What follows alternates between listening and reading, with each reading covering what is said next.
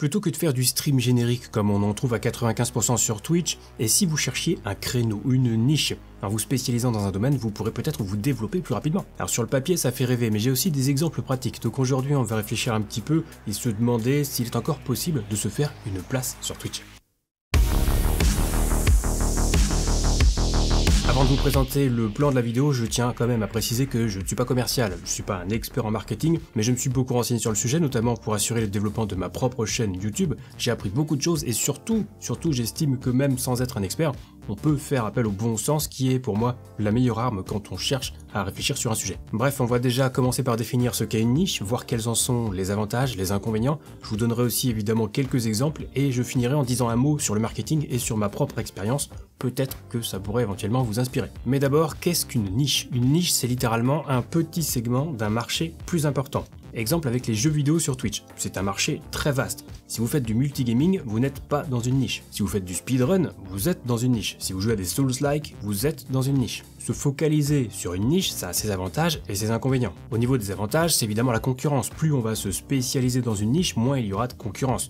Jusqu'à un certain niveau, c'est un énorme avantage parce qu'il y a moins de compétition, ça veut dire plus de visibilité, enfin en théorie. Un autre avantage, c'est la fidélisation. L'audience étant plus restreinte d'un point de vue marketing, entre guillemets, il est plus facile de satisfaire la demande des clients, en l'occurrence des viewers, qui ont du coup un point de repère grâce à votre contenu dans la niche que eux affectionnent. Ensuite, un autre avantage, c'est l'expertise. Comme on se spécialise dans un domaine bien précis, on peut plus facilement devenir une référence. Alors là encore en théorie, il sous réserve de proposer du contenu un minimum qualitatif évidemment. Mais si vous êtes à fond sur un jeu en particulier et que vous êtes connu pour ça, pour ce jeu, c'est pas impossible qu'on vienne vous demander des renseignements sur comment tuer tel boss, quelle est la meilleure stratégie pour passer ce niveau, quelle arme choisir, et devenir une référence dans une niche, ça peut permettre un développement plus rapide. On y reviendra un petit peu plus tard avec mon propre cas, sans vouloir me jeter des fleurs, mais je trouve que cette chaîne YouTube est un bon exemple. Enfin on verra ça tout à l'heure. Autre avantage, c'est la rentabilité. Alors c'est pas un gros mot, première chose, et deuxièmement, du fait de la faible concurrence, les personnes intéressées par votre niche seront peut-être plus disposées à vous soutenir, que ce soit financièrement ou d'une autre façon. En fait, il n'est même pas rare de voir un meilleur taux d'engagement dans une niche, tout simplement parce que vous parlez le même langage que votre audience, que vos viewers, et du coup, ils vous comprennent et sont plus facilement amenés à partager des expériences avec vous et ou à vous soutenir.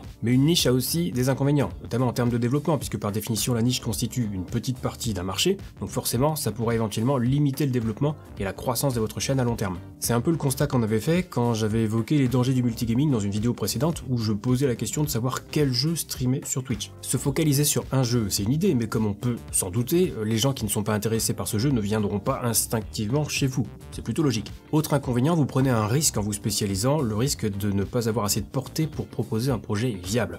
On verra ça dans les exemples juste après. Du coup, le fait d'avoir moins d'audience peut vous empêcher de rentabiliser votre contenu, même si cette audience est plus intéressée par le sujet de base. Donc une niche, oui, ok, mais une niche ultra spécifique, c'est pas forcément une bonne idée, en tout cas sur du long terme. Et enfin, autre inconvénient, la concurrence. Là, juste avant, je donnais ça comme étant un avantage, mais si la concurrence est plus faible au début, si vous trouvez un créneau et qu'il fonctionne, c'est possible que d'autres s'engouffrent dans la brèche à leur tour et du coup la concurrence va augmenter en conséquence, parfois même allant jusqu'à transformer une niche en marché à part entière. C'est grosso modo ce qui s'est passé avec les 4x4 à une époque. Aujourd'hui on voit des SUV partout, alors même s'ils sont pas 4 roues motrices, mais ils ont emprunté leur style au 4x4 et du coup c'est devenu un petit peu banal. Et ça je trouve que ça illustre bien le fait qu'une niche peut s'élargir au point de ne plus en être une en fait. Mais alors comment trouver une niche? Alors pour trouver une niche, vous avez plusieurs options, vous allez pouvoir chercher, fouiller pour essayer de voir les choses qui fonctionnent et là où il y a peu de concurrence.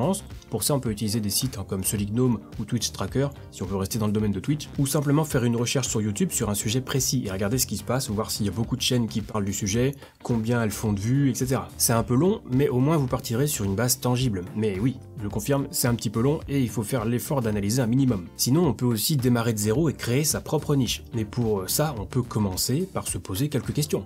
Qu'est-ce que j'aime faire? Qu'est-ce que je sais faire? Est-ce que j'ai vraiment envie de me développer? Mais dans ce cas, comme pour dans tout processus de questionnement, vous seul pourrez y répondre. Cela dit, c'est un bon point de départ, mais là encore, ça pourra prendre un petit peu de temps pour faire le tri dans vos idées. Et une fois que vous en aurez quelques-unes, en plus, il faudra repasser par l'étape d'avant, à savoir estimer si la niche est viable en regardant un petit peu ce qui se fait déjà sur Twitch, sur YouTube, etc. Et ne pas oublier non plus qu'une niche ne se suffit pas à elle-même. Alors je dirai un petit mot là-dessus un peu plus tard dans la vidéo. Et alors pour que ce soit très clair pour tout le monde, je vais vous donner quelques exemples de niches applicables à Twitch, que ce soit dans le domaine du jeu vidéo ou pas. Mais aussi des exemples de niche trop spécialisés. Et on va démarrer avec les Souls-like. Pour rappel, ce sont des jeux comme Dark Souls, Demon's Souls, Elden Ring, en gros ce que j'appelle moi des actions RPG exigeants. Bref, les Souls-like constituent une niche avec une audience qui apprécie ce type de jeu et qui va venir regarder des streams sur ces mêmes jeux. En revanche, si vous ne jouez qu'à Dark Souls 2, c'est une niche dans une niche, donc vous serez peut-être plus proche des gens qui apprécient Dark Souls 2, mais vous serez aussi extrêmement moins nombreux. Donc vous voyez la nuance, hein, les Souls-like, oui, un seul jeu Souls, c'est trop spécialisé. Autre exemple avec League of Legends, c'est un MOBA, l'un des plus connus, hein. Le MOBA constitue une niche à part entière dans le jeu vidéo, une catégorie, mais pour le coup on peut dire que LoL est également une niche dans une niche. La différence avec Dark Souls, c'est que le jeu se suffit à lui-même, c'est l'avantage des jeux multijoueurs en ligne et le fait d'affronter des humains plutôt que des IA. Sans compter que l'univers de LoL est gigantesque, donc se spécialiser sur LoL, pourquoi pas, tous les MOBA, là pour le coup la niche sera un petit peu trop vaste. Donc vous voyez qu'avec deux exemples simples, on peut trouver une niche intéressante dans un cas et pas forcément dans l'autre. C'est du cas par cas. C'est le même principe avec les niches qui n'ont pas de rapport avec le jeu vidéo d'ailleurs. Si vous faites des streams cuisine, c'est bien. Si vous ne faites des streams cuisine que sur la cuisson des gnocchis, c'est pas terrible. Et on peut même parfois cumuler les niches. L'exemple qui me vient en tête, c'est celui de Gaino, qui est un streamer Pokémon qui s'est mis à faire du speedrun. Pokémon est une niche. Le speedrun est une niche. En cumulant les deux, ses stats ont largement progressé. Et au passage, une petite dédicace aussi à Exakil, un autre excellent streamer Pokémon pour ceux qui voudraient aller le voir. Autres exemples de niche, et c'est pareil, j'en ai déjà parlé aussi, mais sur PC, il fait du montage de PC, du conseil hardware, c'est une niche, et ça marche très bien pour lui. Des exemples hors jeux vidéo, j'en ai d'autres également. Léopold Artiste qui fait une matinale humour, Chocolatier Paul Gardère qui fait de la pâtisserie depuis son atelier, Woody Lutry qui répare des instruments de musique, il a même créé une guitare spécialement pour The Event. Mais ce qu'ont en commun tous ces créateurs, c'est pas seulement le fait qu'ils soient dans une niche, c'est aussi leur travail et bien sûr leur talent. Alors un petit avertissement tout de même concernant les niches. S'il y a peu de chaînes qui font ce que vous avez en tête sur Twitch, c'est difficile d'affirmer que c'est le bon créneau à prendre. Ça peut aussi vouloir dire que ça n'intéresse pas grand monde. Du coup, que ce soit en termes de développement ou de monétisation plus tard, c'est peut-être pas forcément une bonne idée. Et dans tous les cas, et je le rappelle, si vous suivez la chaîne, vous m'avez déjà entendu dire ça, mais s'il existe une barre de recherche sur Twitch, Twitch n'est pas un moteur de recherche. Donc pour trouver quelqu'un en particulier, c'est compliqué. Trouver un jeu, ça oui, pas de problème, mais trouver une information plus spécifique, ça relève de l'impossible. Et c'est en partie lié même à la nature du streaming en direct. Et ça, on n'y peut pas grand chose. Bref, tout ça pour dire que même si vous trouvez une niche incroyable, dans laquelle il y a plein d'acteurs et qui intéresse suffisamment de personnes pour envisager un développement certain, c'est pas nécessairement suffisant pour se dire ok, c'est bon, j'ai trouvé ma place sur Twitch. Enfin sur le papier si, mais dans la pratique, vous serez peut-être confronté au même problème qu'absolument tous les streamers sur Twitch, à savoir que si vous n'êtes présent que sur Twitch, vous vous tirez une balle dans le pied, parce que dès que vous avez coupé votre live, vous redeviendrez littéralement invisible et personne ne pourra trouver votre contenu. Donc trouver une niche aussi efficace soit-elle ne vous dispense pas de devoir créer du contenu hors ligne, du contenu qui va permettre aux gens de découvrir ce que vous faites. Et ça, je vais pas rentrer dans le détail parce que j'en ai suffisamment parlé dans d'autres vidéos, et si vous voulez jeter un œil à la dernière en date, je vous laisserai un lien dans une petite fiche et dans la description juste en dessous. Ensuite, j'ai envie de parler un petit peu du marketing parce qu'il y a toujours cet aspect du marketing qui éloigne un petit peu de l'humain et qui se concentre un petit peu plus sur les chiffres, les données. Je dis pas forcément que je suis super à l'aise avec ça, mais c'est pas sale non plus. Je pense, et en fait c'est même avéré, que mettre des techniques de marketing au service de son contenu, comme la recherche d'une niche, ça peut être redoutablement efficace pour se développer en tant que créateur de contenu. C'est par exemple ce que j'ai fait pour ma chaîne YouTube. J'ai regardé énormément de vidéos sur le web marketing et sur le fonctionnement même de YouTube et de son célèbre algorithme, notamment via la chaîne américaine vidIQ, grâce à laquelle j'ai appris énormément de choses. J'ai beaucoup utilisé leur outil pour accompagner mes vidéos, c'est une extension pour les navigateurs, si ça vous intéresse je vous laisserai le lien dans la description.